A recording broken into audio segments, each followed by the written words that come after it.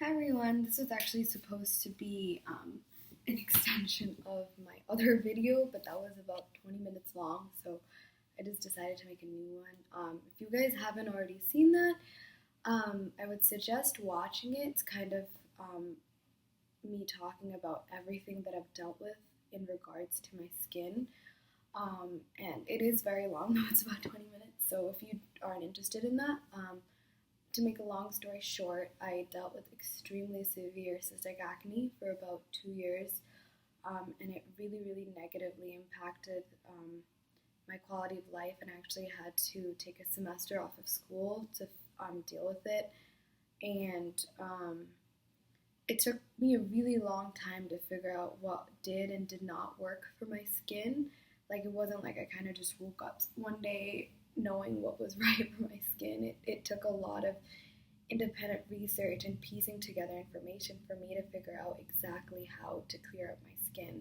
I just wanted to share that information with you guys because if I had known everything that I know now 2 years ago, I could have saved myself so much suffering and angst and anxiety. So hopefully, I hope all this information helps someone. So the first thing that I wanted to talk about is diet. So I think diet is the most key factor as to why people deal with cystic acne to begin with, and in terms of curing cystic acne.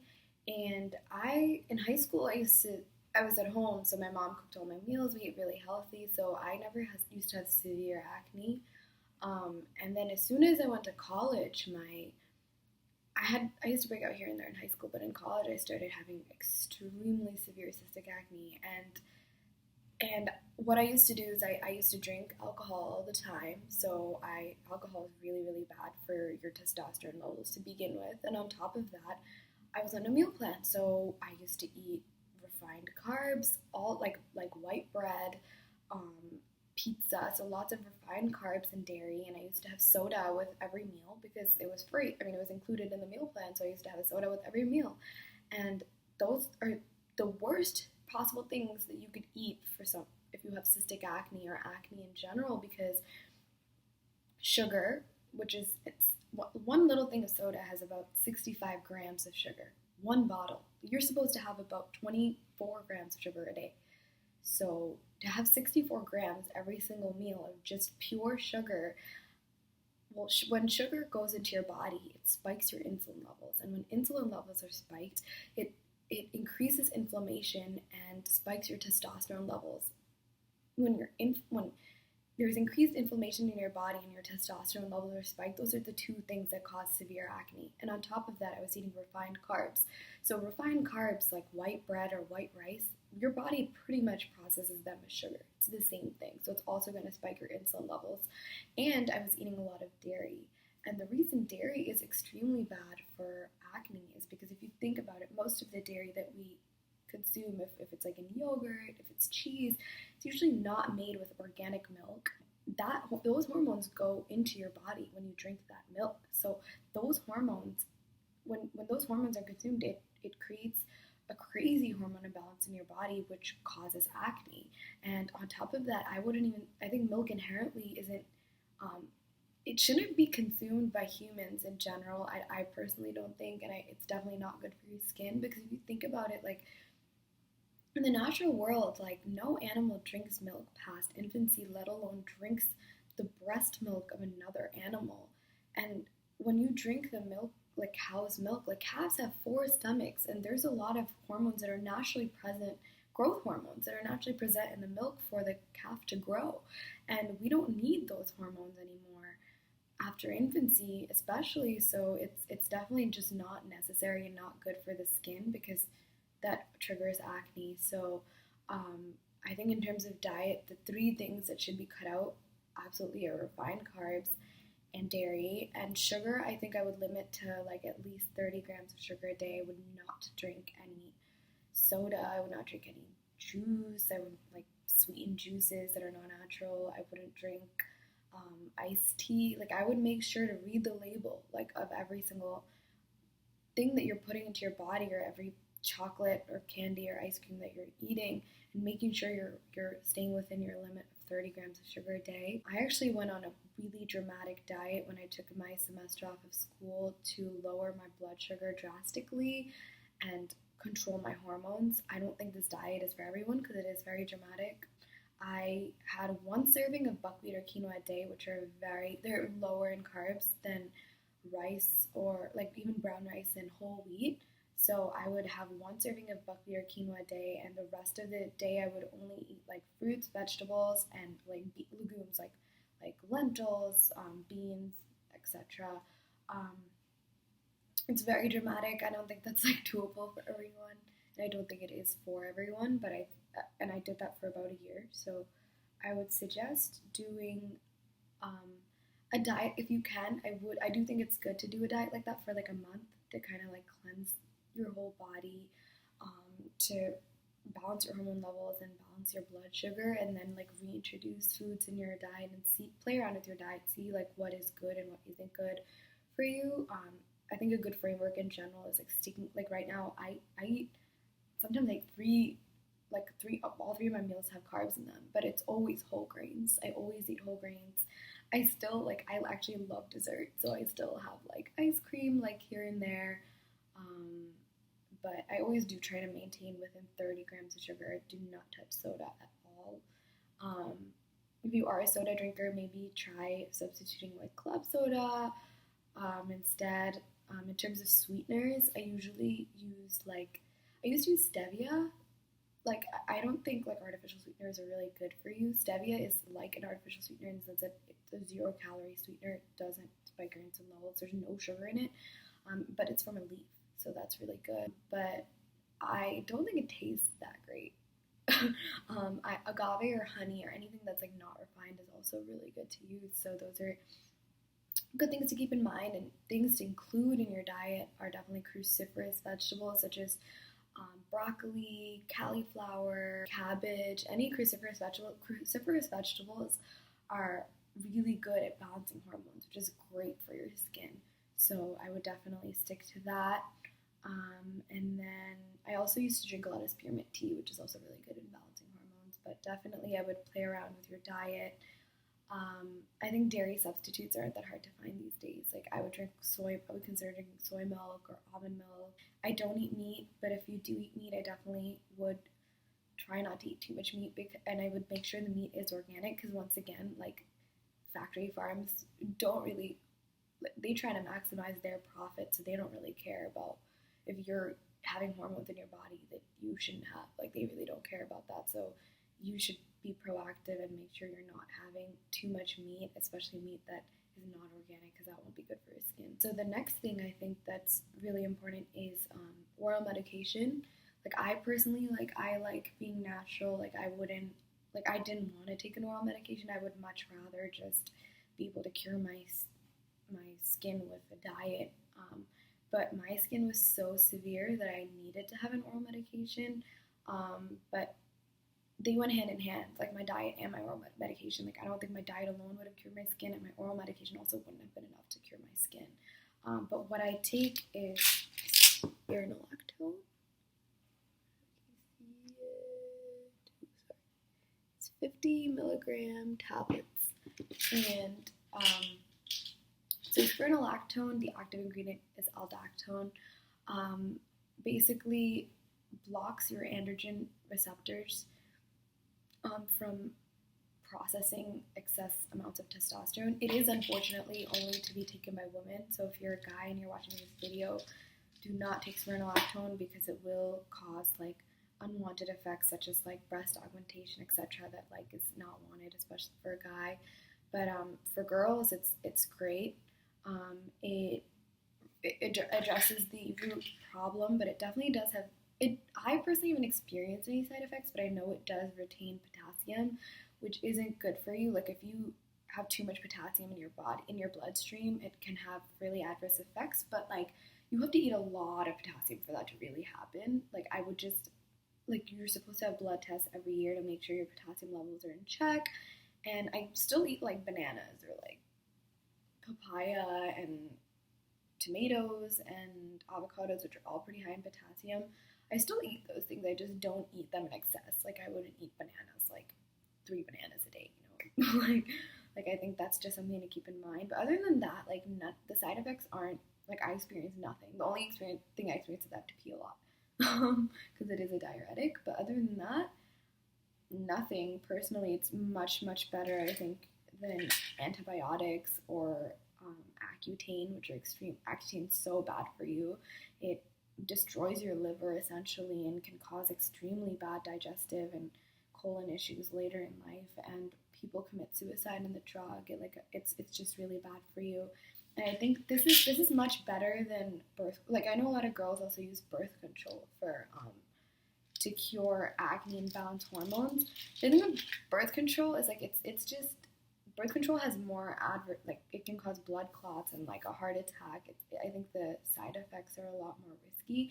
And on top of that, I just think it doesn't address the core problem. Like birth control just is usually progesterone, estrogen, and I don't remember the third one. It kind of like adds other hormones, but it doesn't exactly like it's not really that you have to add more hormones to balance out the hormones. Like that might help, but like it's more that you have to actually get rid of the testosterone. Like that's the way to actually cure cystic acne. And tablets like Yaz and Yasmin have 25 milligrams of spironolactone in them, but you're also adding other hormones, and it's a pretty risky medication. Like there are a lot of people experience a lot of side effects on those drugs, so I would definitely suggest going straight to spironolactone if you are going to consider using a medication and you are a girl. And so I was taking spironolactone, and I was very strict on my diet, and I ate very well for about a year and a half, and that completely cleared up the cystic aspect of my acne. I literally used to have cysts all over my face, and I no longer got cystic pimples, but I would get normal pimples, like 4 or 5 at any given time, and that's just something I was so sick of. Like I just wanted to be able to have clear skin, to feel confident in my own skin. And I think the last but not least factor, which is really simple, it's something that we don't really think about, is like what we actually put on our skin. So I always use like non-comedogenic makeup. In general, I wouldn't suggest using too much makeup. I used to use a lot because my skin used to be really bad, but now I wear, like right now I'm wearing like a light powder, which I think is fine for me because my skin I don't really have anything to cover up anymore. But anyway, on top of that, like in terms of topical creams, I used to use Axone and Differin, and I used to use, and all of my cleansers had benzoyl peroxide and salicylic acid in them, and I no longer use any topical creams, and I wouldn't suggest using any of them. Benzoyl peroxide and salicylic acid both dry out your skin a lot, and the reason you would think that's a good thing, that's really bad for someone with acne, because when you have dry skin, obviously when you put an agent like that, it dries your skin out more. But when you have oily skin and you put a drying agent on your skin's not going to like it. So what it's going to do is it's going to overproduce oil to compensate for the lack of moisture in your skin. And when you overproduce oil, bacteria is attracted to the oil on your skin, and then you break out. So I was using like very harsh cleansers and topical creams, got rid of every Neutrogena cleanser in my cupboard and switched to Cetaphil, which is a very mild cleanser. It removes excess oil without drying the skin, and it's very gentle. I absolutely love it. I would suggest definitely using Cetaphil because it's very gentle as well, which is great because you don't want to aggravate your skin when you already have acne. And I cleanse with Cetaphil 2 times a day, and I use CeraVe moisturizer also 2 times a day, and I make sure to put a generous amount on my skin. Sorry, the light's like playing with my face. Anyway, so that, like, ever since I changed my cleanser and my moisturizer, I haven't had a breakout in over 6 months, which is like crazy. Like I haven't had skin this clear since I was in, I don't even remember, like middle school. Like I haven't had skin this clear ever, really. So that's incredible, and I I'm so, so grateful to have the skin that I have now, like to be confident in my own skin. The last but not least issue that I personally dealt with, I don't like, unless you're pretty dark. The one thing I was lucky about is I had severe, severe acne, but I never had like, I was lucky to never have like pock marks, like physical like holes that were left in my face for some reason. And that way, like I wouldn't say I have the smoothest skin. Like I do definitely have like a little bit rough skin, as you could probably see over here and over here, which is where I used to break out a lot. But that never bothered me that much. I think what bothered me the most is that I used to get black marks wherever the acne, which is called post-inflammatory hyperpigmentation, which is very common for someone that's dark. Because I'm dark, my body has excess melanin, and that would make me have all these black marks all over my face, and they do fade naturally in like 2 or 3 years, but like it looked horrible. It used to look really, really bad, and I used to have to wear a lot of makeup to cover it up, and it was something I was very self-conscious about.